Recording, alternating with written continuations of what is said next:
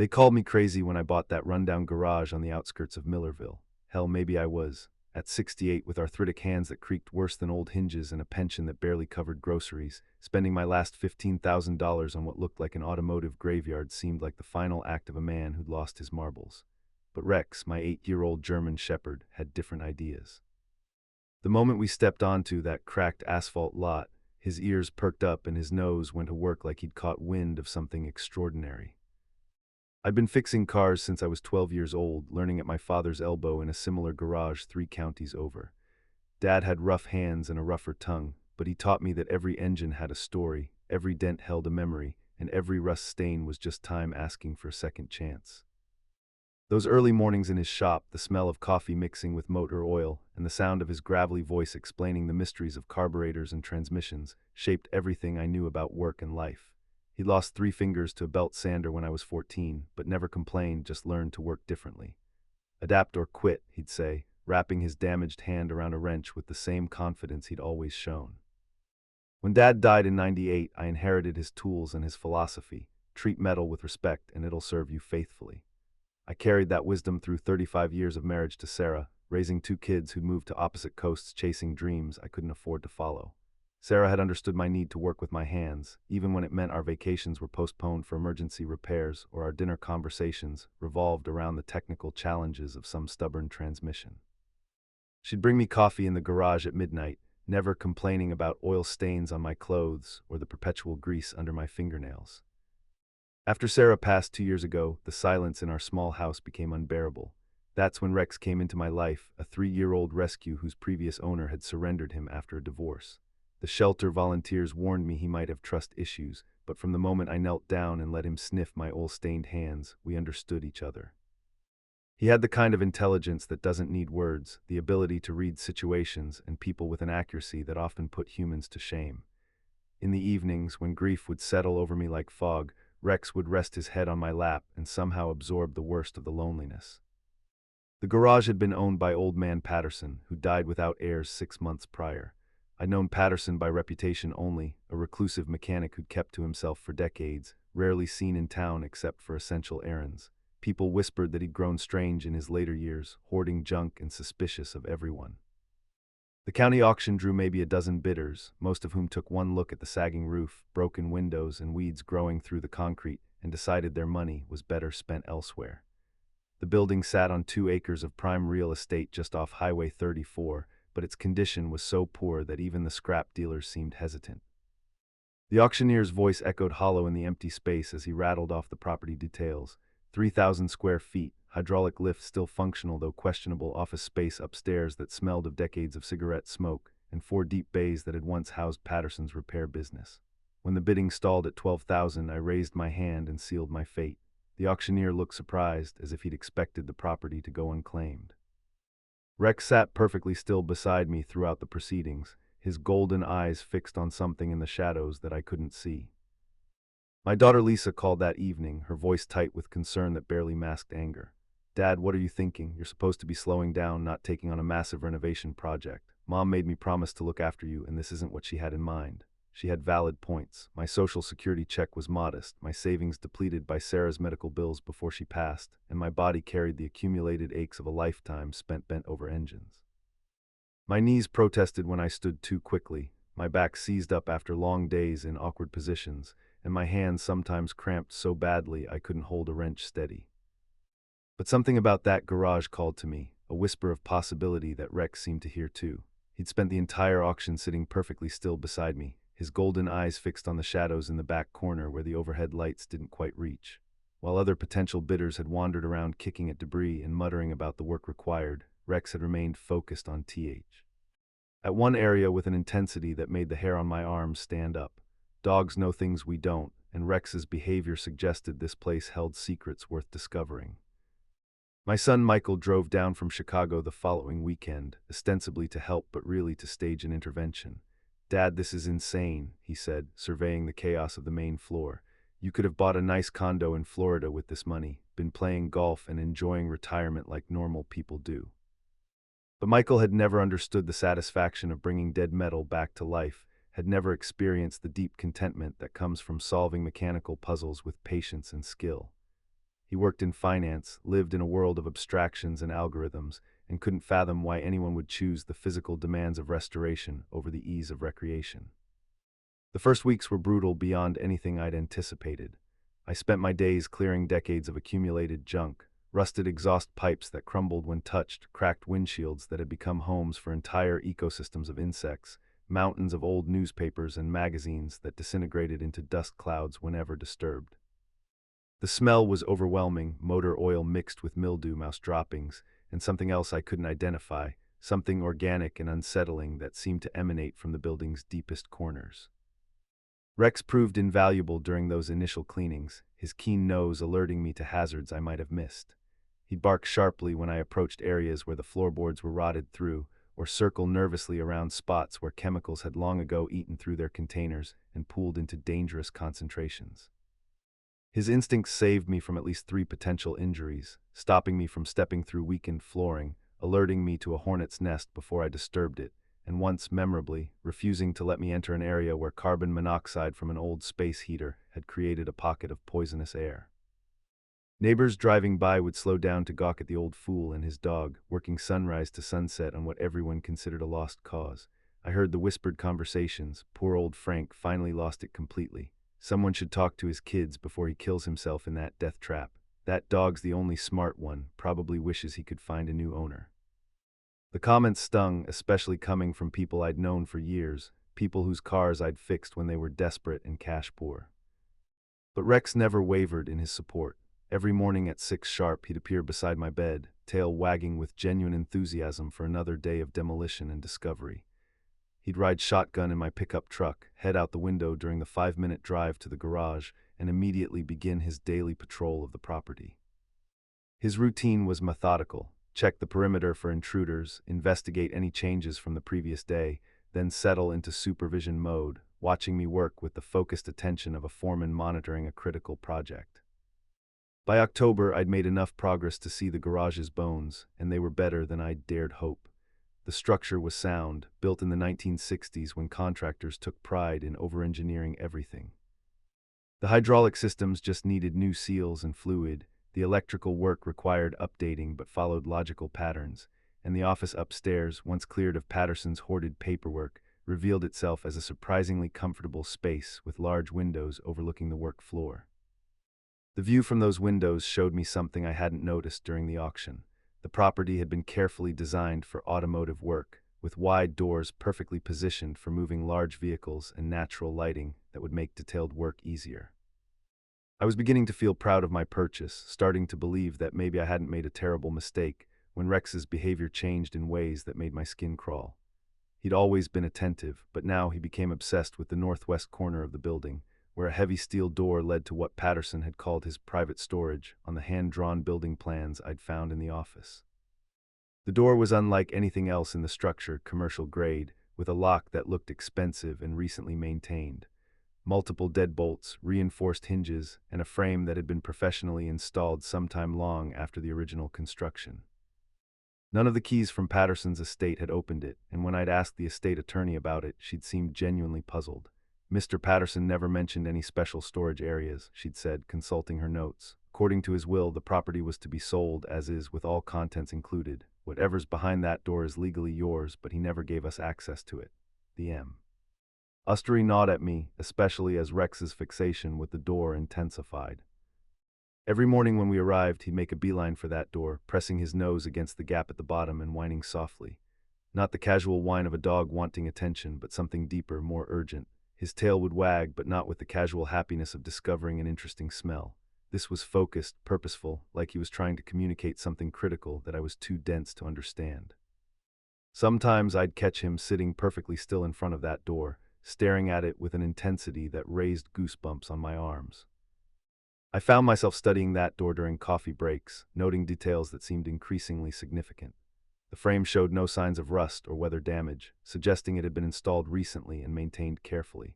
The lock mechanism was a high-security model that probably cost more than my entire monthly pension. Most telling were the scratches on the concrete floor, deep grooves that suggested heavy objects had been moved in and out of that room regularly over many years. Why would Patterson secure one room so carefully while letting the rest of his property deteriorate into near ruin? The answer came on a gray November morning when the mystery finally overwhelmed my patience. I'd spent weeks researching lock-picking techniques, considering hiring a locksmith, and even contemplating leaving the room unopened permanently, but Rex's behavior had become impossible to ignore. He'd started refusing to eat his breakfast until he'd completed his morning vigil at the door, and his dreams had become restless, filled with soft whines and leg movements that suggested he was running toward something important in his sleep. Using a cutting torch I'd borrowed from my neighbor Pete, I spent 2 hours working through the lock mechanism. The steel was harder than expected, suggesting Patterson had spared no expense on security. Rex sat motionless beside me, his breathing shallow with anticipation, his ears pricked forward in a way that meant he was hearing sounds beyond my perception. When sparks flew, he didn't flinch. When the torch's flame roared to life, he remained perfectly still. This was a dog completely focused on what lay ahead, showing none of his usual caution around power tools and dangerous equipment. When the lock finally gave way and the door swung open on silent, well-oiled hinges, the sight that greeted us redefined everything I thought I knew about Patterson, about value, and about the random chances that shape our lives. The room beyond wasn't storage, it was a climate-controlled sanctuary housing what could only be described as automotive royalty.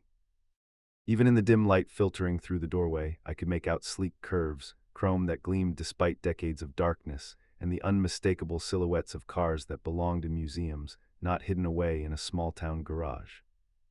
The air that rushed out carried no trace of the mustiness that permeated the rest of the building. Instead, it smelled of leather conditioner and careful preservation, of money and obsession and secrets kept for decades. Climate control units hummed quietly, maintaining perfect temperature and humidity levels. The floor was polished concrete, sealed and spotless. Professional-grade lighting hung from the ceiling, currently dark but obviously capable of illuminating every detail of what lay beneath protective covers. Rex stepped carefully into the space, his paws clicking on the polished concrete that contrasted sharply with the rough, oil-stained floors outside.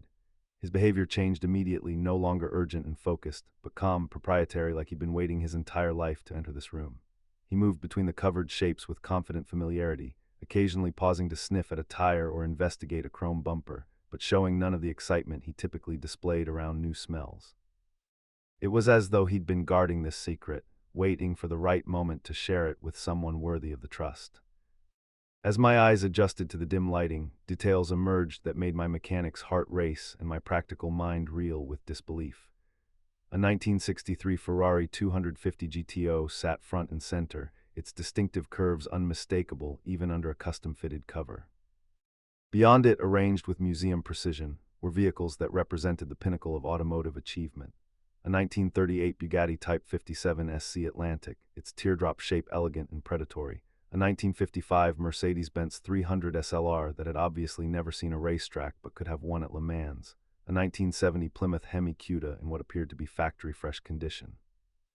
And others that I recognized from automotive magazines but had never dreamed of seeing in person.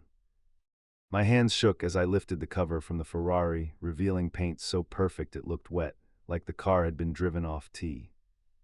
The assembly line yesterday instead of 60 years ago.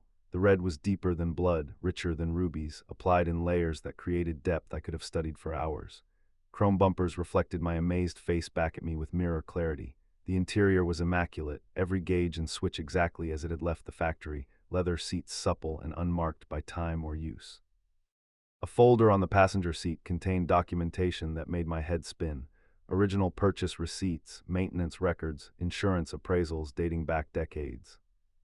According to the paperwork, this single car was worth over $40 million. The maintenance records showed Patterson had been meticulous about preservation, monthly startups, quarterly fluid changes, annual inspections by specialists who traveled from major cities to service vehicles they probably considered sacred relics. The insurance appraisals were updated regularly, showing Patterson had been fully aware of what he owned and its increasing value over time. This wasn't the behavior of someone who'd stumbled onto treasure accidentally. This was the methodical care of a serious collector who understood exactly what he possessed.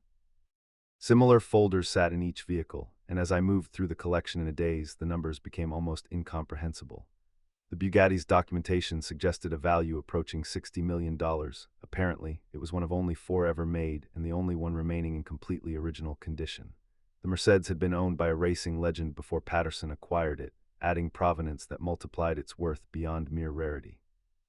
Even the Plymouth, which seemed modest compared to its exotic neighbors, carried documentation showing it was one of fewer than a dozen surviving examples of a particularly rare engine and transmission combination. The total value of what Patterson had hidden away approached $100 million, possibly more depending on market conditions and buyer enthusiasm. I found myself hyperventilating, sitting down heavily on a small stool that had been positioned perfectly for admiring the Ferrari's profile. This was more money than I'd see in a dozen lifetimes, more money than existed in the entire town of Millerville, more money than I'd ever imagined being in the same room with. Rex remained calm throughout my discovery, as if he'd known all along what lay behind that door. He moved between the cars with proprietary confidence, occasionally pausing to investigate some detail that caught his attention, but showing none of the overwhelming excitement that was making my vision blur and my chest tight.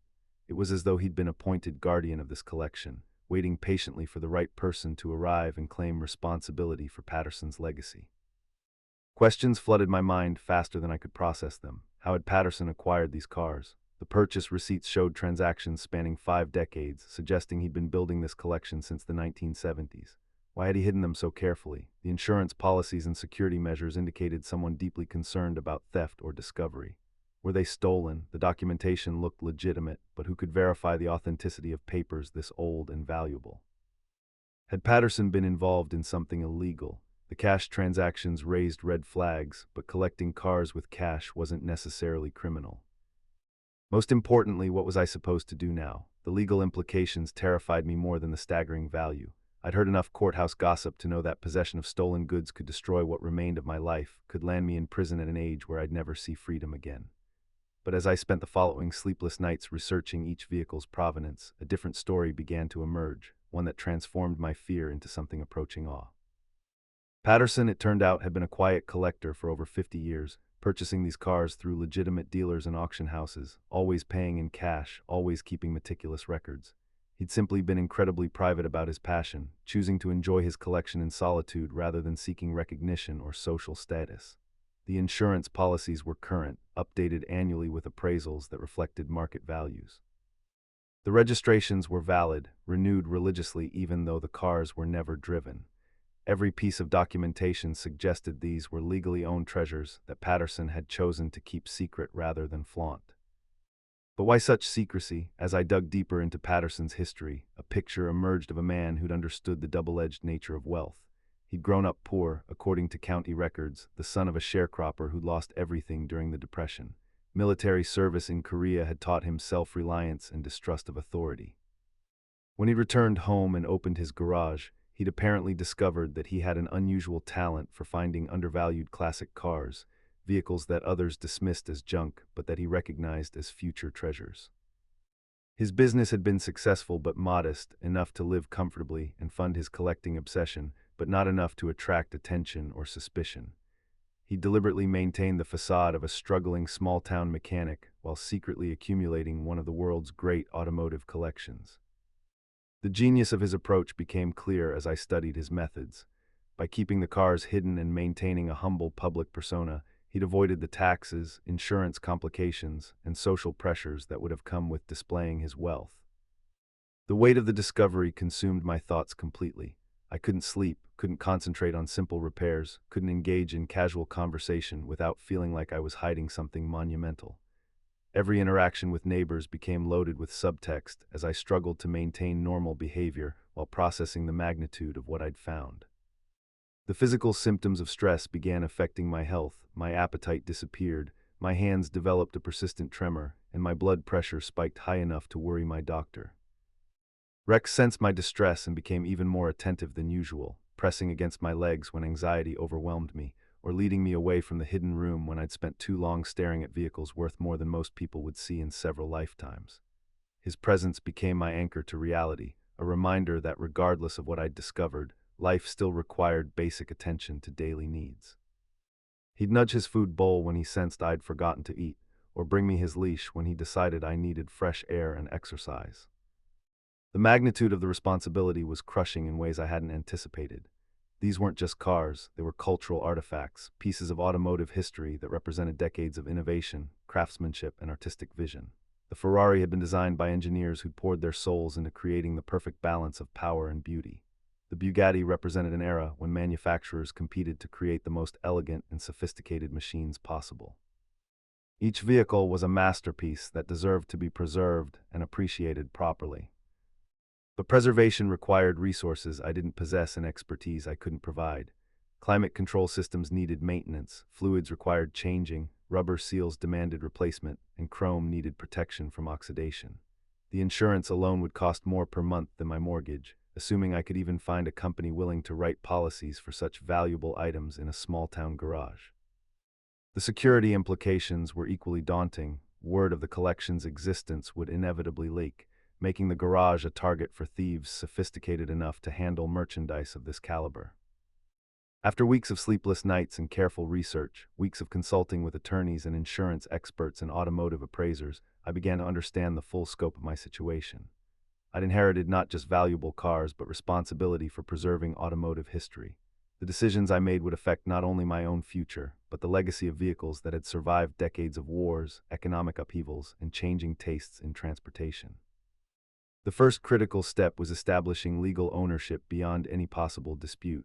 I contacted Patterson's estate attorney, Margaret Chen, a sharp-eyed woman who'd handled the original sale with professional competence. Her reaction to my discovery was carefully controlled but clearly stunned. She immediately began the process of determining whether the collection had been properly included in Patterson's will. It hadn't been specifically mentioned, but the clause about all contents legally covered everything on the property. Margaret explained that the cars were legally mine as part of the property purchase, but she strongly recommended additional steps to protect against any future challenges to my ownership. We hired a forensic accountant to trace the purchase history of each vehicle, verifying that Patterson had acquired them through legitimate transactions. We commissioned professional appraisals from 3 independent experts to establish current market values for insurance and tax purposes. Most importantly, we contacted the FBI's art crime team to run the vehicle's identification numbers through databases of stolen property. The investigation process was exhaustive and expensive, but ultimately reassuring. Every vehicle checked out as legally purchased and properly owned. Patterson's records were so meticulous that investigators were able to verify the chain of ownership back to the original manufacturers, his Cass. H purchases, while unusual, weren't illegal. They simply reflected his preference for privacy and his distrust of banks and financial institutions. The collection was mine, free and clear, with no legal complications or hidden ownership issues. But legal ownership was only the beginning of my challenges. The revelation that Patterson had been a secret millionaire sent shockwaves through Millerville that I hadn't anticipated. Neighbors who dismissed him as an eccentric hermit suddenly remembered fond interactions and kind gestures that had seemed insignificant at the time. Mrs. Patterson from the post office recalled how he'd always paid for his services with crisp new bills. Joe from the hardware store remembered that Patterson never complained about prices, even for expensive specialty items. Sarah's cousin mentioned that Patterson had anonymously paid for her son's medical treatments when insurance wouldn't cover them. The local paper ran a front-page story about the discovery that brought unwanted attention from far beyond our small community. Within days, automotive enthusiasts, historians, journalists, and potential buyers were contacting me with offers, requests for interviews, and investment opportunities that arrived with transparent desperation. The phone rang constantly with calls from strangers who'd somehow obtained my number, people claiming to be distant relatives of Patterson, lawyers representing unnamed clients who wanted to purchase specific vehicles, and reporters seeking exclusive access to the collection. The same people who'd mocked my garage purchase now wanted to be my best friend, offering advice, partnerships, and investment opportunities with enthusiasm that would have been flattering if it hadn't been so obviously motivated by greed. My mailbox overflowed daily with business proposals, investment schemes, and requests for loans from people I'd never heard of. Former customers who'd haggled over $20 repair bills suddenly wanted to discuss major business ventures. Even my own family's dynamics shifted uncomfortably. Lisa began calling more frequently, asking detailed questions about my plans and offering to move back home to help manage things, while Michael started forwarding real estate listings for luxury retirement communities that would better suit my new circumstances. The attention brought complications I hadn't anticipated and wasn't prepared to handle. Insurance companies demanded updated coverage that cost more per month than my previous annual premium, requiring professional appraisals, security assessments, and storage modifications that would have bankrupted me without the collection's value to justify the expense. The policies themselves read like small novels, filled with restrictions, requirements, and conditions that made me feel like I was renting my own property from the insurance company. Security concerns forced me to install expensive alarm systems, motion detectors, and cameras that transformed my peaceful garage into something resembling a high-security facility. The insurance company insisted on 24-hour monitoring, backup power systems, and direct connections to local law enforcement dispatch. They required me to hire overnight security guards, background check professionals who cost more per week than I'd previously spent on groceries in a month. The guards were competent and respectful, but their presence changed the entire atmosphere of the place I'd begun thinking of as my sanctuary. The IRS took a keen interest in my sudden change in net worth, requiring extensive documentation and professional appraisals to establish the collection's value for tax purposes.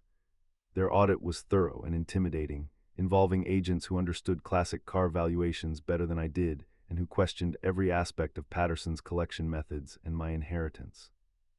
Fortunately, Margaret Chen had anticipated this scrutiny and prepared documentation that satisfied even the most suspicious federal investigators. The tax implications were substantial but manageable, especially once we established proper charitable donation strategies. Most challenging of all, I had to decide what to do with vehicles that were too valuable to drive, too significant to sell carelessly, and too overwhelming to keep hidden like Patterson had done for decades. The weight of stewardship pressed down on me daily. These cars represented more than money. They were pieces of automotive history that deserved proper preservation and appreciation. Yet I was a small-town mechanic with limited resources and no experience managing assets of this magnitude. The solution began to take shape through Dr. Patricia Holloway, a curator from the National Automobile Museum, who contacted me after reading about the discovery in Automotive News. Unlike the countless collectors and dealers who'd approached me with cash offers, Dr. Holloway understood the historical significance of Patterson's collection and shared my concerns about proper preservation. She proposed a partnership that would honor both Patterson's obvious love for these cars and my desire to see them preserved and appreciated appropriately. Her plan was elegant in its simplicity and ethical foundation. Half the collection would be donated to various museums across the country, institutions with the expertise and resources to maintain these vehicles properly while ensuring public access to automotive treasures that had been hidden for too long. The donations would provide substantial tax benefits while creating a lasting legacy for Patterson, whose privacy and life could be transformed into public education in death. The remaining vehicles would be sold through established auction houses like Barrett-Jackson and R.M. Sotheby's, organizations with the expertise to market such significant automobiles to serious collectors who would maintain and display them appropriately. These weren't going to be flipped for quick profit. The auction houses were selective about their clientele, ensuring that buyers had both the resources to maintain the cars properly and the commitment to preserve them for future generations. The proceeds from the sales would be more than enough to establish a foundation in Patterson's name, supporting automotive education and preservation programs that would benefit young people interested in mechanical trades. The foundation would fund scholarships for technical training, apprenticeship programs that paired experienced mechanics with eager students, and restoration projects that preserved significant vehicles that might otherwise be lost to time and neglect. Rex approved of this decision, I'm convinced. As we prepared each car for its new destination, he seemed more relaxed, less protective of the hidden room that had consumed his attention for months. The urgency that had driven his behavior since we'd first entered the garage was replaced by something approaching satisfaction, as if he'd completed an important mission and could now rest. He'd sit calmly beside me as museum transport trucks carefully loaded vehicles that were now properly documented, insured, and destined for appreciation rather than secrecy. Watching the 1963 Ferrari being loaded onto a specialized transport trailer bound for the Peterson Automotive Museum was both heartbreaking and satisfying. The car would join a display celebrating racing legends, where visitors could appreciate its perfect lines and engineering excellence while learning about its significance in automotive history. Children would see it and perhaps develop interests in mechanical engineering or automotive design. Enthusiasts would study its construction and gain deeper appreciation for the craftsmanship of an era when cars were built by hand with obsessive attention to detail. The Bugatti's departure was equally emotional. This car, one of only 4 ever made and the sole survivor in original condition, was destined for the National Automobile Museum, where it would become the centerpiece of their European classics collection. The museum's director personally oversaw its transport, treating the vehicle with the reverence usually reserved for religious artifacts. As the transport truck disappeared down Highway 34, I felt a complex mixture of loss and pride. Loss for the end of Patterson's secret collection, pride in ensuring its preservation for future generations. Each departure followed similar patterns. The Mercedes-Benz 300 SLR went to the Indianapolis Motor Speedway Museum, where its racing pedigree would be properly celebrated. The Plymouth Hemi-Cuda found a home at the National Corvette Museum's Special Exhibitions Hall, representing American muscle car engineering at its finest.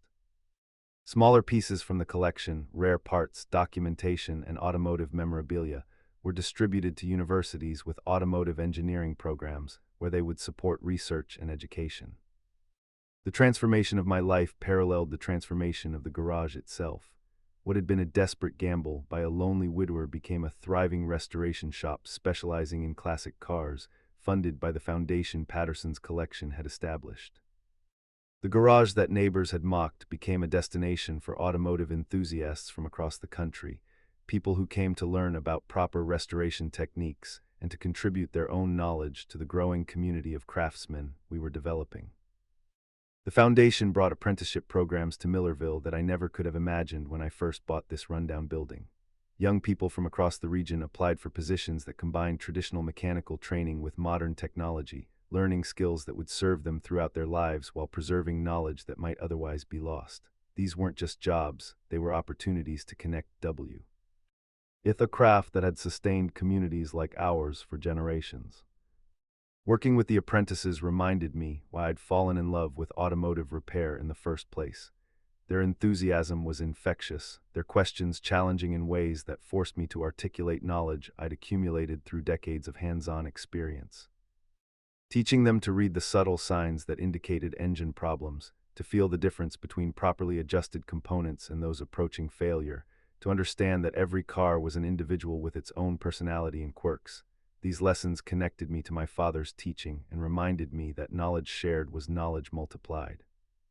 The garage's reputation grew beyond anything I'd anticipated. Restoration requests arrived from collectors across the country, people who'd heard about our combination of traditional craftsmanship and modern resources. We weren't the cheapest option, but we developed a reputation for quality and integrity that attracted customers who valued excellence over economy. Projects ranged from complete frame-off restorations of significant classics to careful preservation work on original survivors that needed minimal intervention to maintain their authenticity. Most importantly, I learned that sometimes the greatest discoveries come not from seeking treasure, but from following instincts, both human and canine, that guide us toward purpose we didn't know we needed. Rex's behavior had been trying to tell me something from our first day at the garage, something that went beyond hidden cars to encompass hidden potential, both in the building and in myself. His unwavering faith in the importance of that sealed room had forced me to confront mysteries I might have ignored, leading to discoveries that transformed not just my life but the lives of countless others. Rex, now 11 and moving more slowly but still sharp as ever, continues to patrol our expanded facility with the dignity of a senior security consultant. His morning routine has evolved to include inspecting the apprentices' work areas, checking on visiting vehicles, and maintaining friendly relations with the security staff who have become part of our extended family. He seems to understand that his keen nose didn't just discover hidden cars, but uncovered a hidden future for both of us and for the community that had once doubted our judgment. The irony of the situation wasn't lost on me. People who'd mocked my foolish purchase of a derelict garage now brought their own restoration projects to the facility that had become one of the region's most respected automotive shops. Former skeptics now sought my advice on car purchases, restoration techniques, and business decisions. The transformation had been so complete that sometimes I wondered if I was living someone else's life, but Rex's constant presence reminded me that this was all real, all earned through persistence and faith in possibilities that others couldn't see. Looking back, I realized that every person who laughed at my foolish purchase, every neighbor who shook their head at my renovation efforts, every family member who worried about my sanity, was seeing only the surface of what was possible. They saw a decrepit building and an old man's folly. Rex and I saw potential that extended far beyond rusted metal and broken glass, potential that included not just hidden treasure but hidden opportunities to make a meaningful difference in the world. Sometimes the most valuable things in life are indeed hidden behind doors we're afraid to open, waiting for the right combination of courage, persistence, and trust in our instincts to reveal themselves. But the real treasure isn't always what we find, sometimes it's what we become in the process of searching. Patterson's collection was magnificent, but the community we built around preserving it, the young people we trained, the traditions we passed on, and the connections we forged were equally valuable in their own way. The garage still echoes with the sounds of restoration work, but now those sounds are accompanied by the voices of young apprentices learning trades that will serve them for life. The satisfied purr of engines that have been given new life through skilled hands and patient care, and the conversations between enthusiasts who understand that every piece of metal, every mechanical puzzle, every challenging repair is an opportunity to honor the past while building something meaningful for the future. Patterson's legacy lives on not just in the museum displays that bear his name, but in the knowledge being passed down to another generation of craftsmen who understand that working with your hands isn't just about fixing things, it's about connecting with a tradition that values quality, persistence, and pride in craftsmanship. The foundation ensures that these lessons will continue long after Rex and I are gone, creating ripple effects that will benefit people we'll never meet and preserve skills that might otherwise be lost to an increasingly digital world. The financial security that came with the collection's discovery was important, but it wasn't the most significant change in my life. The real transformation was discovering that I still had something valuable to contribute, that my knowledge and experience could benefit others in ways I'd never imagined. Teaching young people, mentoring them through the frustrations and satisfactions of learning complex skills, watching them develop confidence and competence, these experiences gave my later years meaning and purpose that retirement could never have provided. Rex's role in all of this cannot be overstated. His instincts didn't just lead us to valuable cars, they led us to a valuable life. His patience during the long process of discovery, his calm presence during stressful negotiations, his acceptance of the changes that transformed our quiet routine into something much more complex and demanding, all of these demonstrated the kind of loyalty and wisdom that makes dogs such extraordinary companions. He'd known something important was hidden behind that door, and his persistence had unlocked not just a room but an entire future we'd never imagined possible. Have you ever trusted your instincts about something that seemed impossible to others, something that everyone around you dismissed as foolish or unrealistic? Have you ever had a moment when following your gut, or perhaps your pet's mysterious behavior, led you to discover something that changed your life in ways you never expected? I'd love to hear about those times when persistence and faith in the face of skepticism revealed possibilities that transformed not just your circumstances, but your understanding of what was possible in your life.